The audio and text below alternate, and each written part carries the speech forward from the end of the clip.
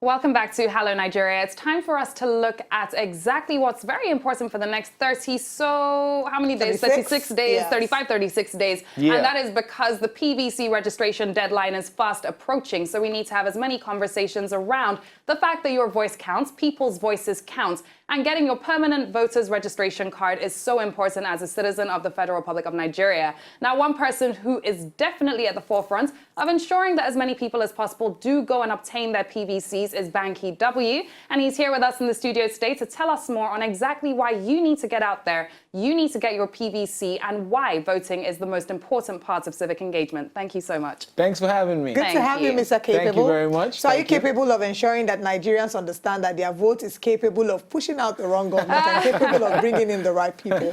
Well, you know, I hope so, honestly. I hope so. I'm trying.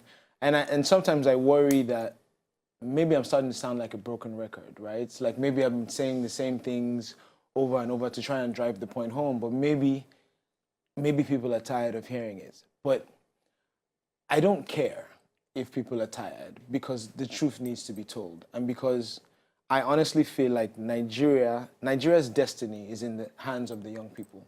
But if all we ever do is retweets and hashtags, if all we ever do is post on Twitter and post on Instagram and all of these things and just let it die there, then come on, we're fooling ourselves. We're being hypocrites. We are exhibiting the same behaviors that have held Nigeria back for decades.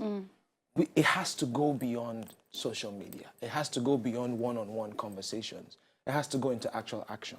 And the first step of that is, let's at least, even if you don't know who you're voting for, even if you're undecided, there are too many candidates, nobody's saying what you want to hear, no problem. Just get the card first, so that in case you do find somebody that you support or somebody that you like, and it's not just about the presidency. At some point in the food chain, there's going to be somebody that will stand up for your values or will at least try. And that person only stands a chance if you get your voter's card. Yeah. It's your voice. I mean, when people say, oh, I don't know, I don't support any of the candidates, so I'm not even going to bother. I'm like, so essentially what you're saying to me is that you will give your voice away because you don't yet know what you want to say. Like, you know, just think about that. You have a voice that God gave you, and you want to give it away because you don't yet know what you want to say. You don't know what you want to say, fine. But just hold on to your voice, because one day you will. One day something might hit home that is close to you. Something might hit home. It might be a terrorism attack, God forbid. It might be an armed robbery incident. It might be somebody needing a job. Something will hit home in this country that is close to you one day. And you will regret the fact that you didn't even use the voice that you have. Absolutely. It starts with just get the card first. We will decide who we want to support later. But we need. I'm sorry.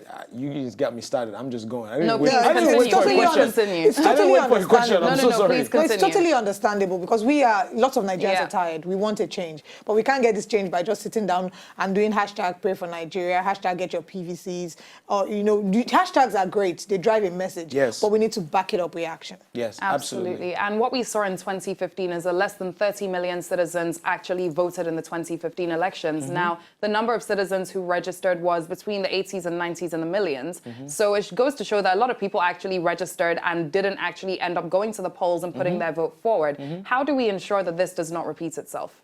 You know, I don't know. I don't know how we ensure. But what I do know is that I want to be part of the group of people that want to be part of the progress that we want to see. So if you don't bother to register, or if you register and you don't show up to the polls, or any of those things, then you really don't want a better Nigeria. You don't. Like, we got to get to the point where we're honest with ourselves, right? Like, let's stop. You know, you can lie to the world, but you can't lie to yourself. So if you don't at least show up to register to vote, to be counted, if you don't show up to the polls, if you don't at least speak your voice, which is the bare minimum, we're not even saying, some of us have been on all the protests on the streets, some of us, because we're that into it and we're that, convinced or whatever word you want to use. But maybe that's not you. But in the very least, get your card and vote, at least. Because, listen, policy in every country in the world, every country is controlled by numbers or money. That's the only way to influence policy. Anything else is not true. If you have enough money, you can lobby policy to be in your favor, which is what big businesses do, which is why they'll have a telecoms consortium or oil and gas or whatever. The big business will lobby governments to make sure that the government is making the environment conducive to them. Now, as far as policies goes for the common man, it's a game of numbers. Do you have the numbers to show up that means that these people must be held accountable to you or not? It's that simple. Now, what happens in Nigeria and in Africa is that we go years and years of complaining, but we don't show that the numbers are actually effective. So there are people who will sell their votes for 5K and a bag of rice. They've always done it, they're going to. There are some people that will vote with their, this guy says, this is who we should vote for, this is who we vote for. And, so there are people that are in the system now who are going to do what they're going to do. But the rest of us who are actually frustrated, who actually want a better country, who actually want to see this progress happen, we greatly outnumber those people, but we don't show up. You say 80, 90 million people registered, 15 million people, 15 plus, decided who was going to be president out of a country of over 200 million. And when we decide not to vote or to participate, what we're doing is we're giving them the ability to be able to manipulate the results, because then they make accounts for the rest of the crowd that don't have their card and everything. And that's something that's important. It's like rigging in its simplest form. I mean, there are many forms of rigging, but in the very simplest form is if I make an allotment for 100 people in this room to vote and 10 people show up, the 90 people have just given me an opportunity. Whether I choose to take it or not is a different story. But 90 people that didn't show up gave that opportunity to say, oh, only 10 people showed up. Maybe you can squeeze another 5 or squeeze another 10. So by not registering and by not showing up, you've actually contributed to the possibility of rigging. You've contributed to it. Like you've been a willing participant, guilty by accomplice. I mean, what do they call it? You're an accomplice. Guilty. You're an accomplice. Yes. You're an accomplice by not showing up, by not registering. Absolutely. So at least do that. At least let's get the numbers in. One of the, I try to have a balanced view about everything in life. Like balance is very important to me. This administration, I do not agree with a significant number of decisions that they've taken. One thing that I do agree with, that I'm proud of, is that this is the administration that signed the Not Too Young to Run bill. Yeah. Because as a country, it was in the law that unless you were essentially old, you couldn't run for political office. It was in the law. So all of us young people that have been running around for years, you had to be an old person. And old people are kind of stuck in their ways. They're no disrespect to old people, but Nigeria is a stressful place. These same old people that have been in power when we were young, and they called us the leaders of tomorrow, and they're still holding the power. Tomorrow has come. You know what? We just hosted President Macron a week ago at the Shrine, which was iconic, and I'm so grateful that I was part of it. But it's like, he's 40 years old. That's 3 years older than me.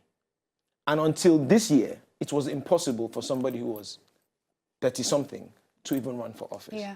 Now, that has changed, right? The president has signed it into law. It's passed through all the procedures it needs to pass through. So not from 2019, but from the next election cycle, if you are 30-something and you decide that you want to, play a role in the affairs of the country, you can.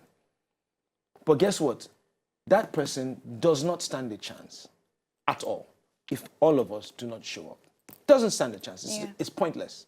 So we have an opportunity as young people. Where's my camera? Which camera? This is your camera. Listen, we have an opportunity as young people in Nigeria. That opportunity is to take the power back as a people, is to have a voice. Why do we have elections in this country and we don't even have a real debate? Mm-hmm. Like, you want to convince millions of young people to vote for you because you think you're the right person to lead this country or to lead your state or to be a senator or to be a House of Representatives. You don't even have a debate. You don't even come with your opponents and say, these are my policies, this is what I'm going to do for you, for young people, for the country, for the states, for whatever. You don't even, when Goodluck was running for re-election, we tried to get like a debate that was organized by young people. They wouldn't even come. Most of the major candidates wouldn't even come. You know why? Because they knew they didn't need to. Yeah. They knew that they didn't need to. They knew that they didn't have to answer to us. So we ran around, we made noise, and then we had a couple of candidates that were like lesser known and not major candidates. And it was a decent debate, but it wasn't. It wasn't what you wanted. It wasn't the real thing. Like, it wasn't the people who had a chance to win. And because it's they don't need to answer to us. Because we see it happening in so many other countries around the world. It's time for the US elections, and you see the presidents going head to head, or the aspiring presidents going head to head. Now, at least come out and make a case to the young people of Nigeria and tell us why. Why should we vote for you? Why? Yesterday on the show, we had T.Y. Bello, we had Nia Kimolayo, and we had Yemi Adamolekum from EIE, and we asked a simple question. We said, which way Nigeria? And Banky, I want to pose that question to you as well. From here on forwards, which way Nigeria? Ah, man. I don't know how much time we have. With that question, I can answer it from now to next We got a couple minutes. So this is what I'll say. I'm so passionate about this still, despite the fact that I have been for many years, because I believe that it is possible. I still believe that it's possible. I still believe that Nigeria can be better. I still believe that we can create a better country for our kids, can create a better country for ourselves and for the next generation. But I also believe that every country has the leadership it deserves. Every state, every city, every town, every organization has the leadership it deserves. Because in Africa, and in Nigeria specifically, it's a problem of failed leadership, bad leadership, corrupt leadership, depends on who is on seats at different times in our history, but also majorly a problem of citizen apathy. We're used to it. Do you ever think about that? Do you ever think about the fact that you're used to the way that Nigeria is? You're used to Boko Haram bombings now. Do you ever think, there was a time that we used to say Nigeria could never have a suicide bomber. We're disengaged Because you've become numb. Desensitized, exactly. You've become desensitized to society. So it's just bad news after bad news after bad news. It's a bomb, it's an armed robbery attack, it's the fact that we have the most children out of school in the world, in this country. The highest number of citizens in extreme poverty. The highest number of people, we're setting records. Now, the ironic thing about Nigeria, and this is what's so frustrating, is that it's also a great place. I have a career here. You have careers. Wizkid, Davido, entertainment, fashion, music. There are people that are doing incredible things. And even outside of entertainment, the guy who did the concussion research in the States, I forget his name right now, but the surgeon. Yeah. So what that tells me is that Nigerians by nature are outliers. We excel. Given the tools, given an opportunity. And Nigerian is we're a lot of things, but we're not lazy. We're hardworking. Very true. We're hardworking, we're passionate, we're talented, we're creative. And that's why you see Nigerians breaking boundaries everywhere across the world. And you forgot to add tired, because right now we are really tired. But how do we keep the conversation? But that's what I'm getting to, is that how do we stay awake? Exactly. So that's the thing, is that Nigerians as themselves are hardworking, talented, passionate outliers. Nigeria as an institution, as a country, is not. Nigeria is constantly making the news for the wrong reasons. And the first step, as a citizen, get your voter's card. Yeah. Let them know that there are 20 million new young people that they have to account As a matter of fact. Because guess what? Sorry, no, go for it. 65% or so of us are young in Nigeria. But how many of us actually show up? How many of us leave our phones and our computers to say, I'm going to go and register to vote? And it's not going to be easy, because there are people that are benefiting off of the status quo. I actually plan to put you on the spot. Maybe we should do a PVC drive. Let me tell you something. You don't have lights, right? There are people that are billionaires that make money off the fact that you do not have lights. Yeah. So it's not in their interest to make things easy for you to register to vote, to change. For you, there are people that are benefiting off of that. And we, as young people especially, need to get to the point where we realize that this is what is going on. And that's why I was going to say that you can actually find out exactly where to register for your PVC at www.getyourpvc.com. This is a website that was set up by some young people. Please make use of the platform. Of course, you already know you can go to INEC as well, but www.getyourpvc.com will literally help you to find out where to go and exactly how to go through the process. No one has any excuses here. And Banky, I can't thank you enough for coming through and actually putting this information out there, because it's so helpful. So last but not least, how can people follow you on social media? And are you going to be doing anything around PVCs leading up to the elections? I actually wanted to say it would be nice if you do something like, because you've been speaking so passionately about this for a while, maybe like get your fans, and we'll definitely love to collaborate with you. This is me putting him on the spot on Hello Nigeria. So Banky and Hello Nigeria PVC Drive. I'm telling you, that sounds good. We have, unfortunately, we have 1 month left. So the deadline to register for a new PVC, if you've already registered, you'll collect, I think, until February. But if you've not registered at all, we have 1 month left. And the reality is, 1 month is not a lot of time for us. And they sprung that deadline on us. You know, it is what it is.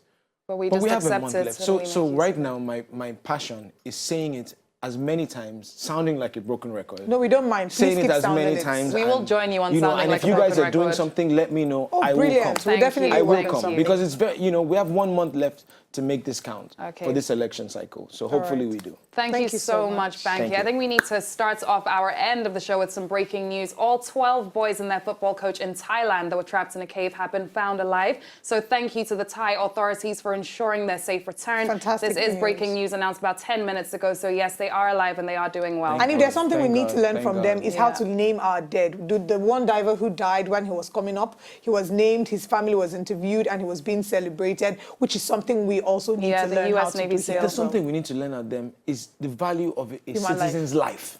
200 girls were kidnapped in this country, and we sat around doing nothing for weeks. In fact, we're going to have a part 2 of this conversation with Banky, but thank you so much for joining us. 12 children, they found them. We've lost 200, and we're still looking for them years later. Absolutely. This is where we draw the curtains on Hello Nigeria. To enjoy more of these our Ogbonge videos when you just watch, press this button to subscribe on top of our YouTube page. You go love her.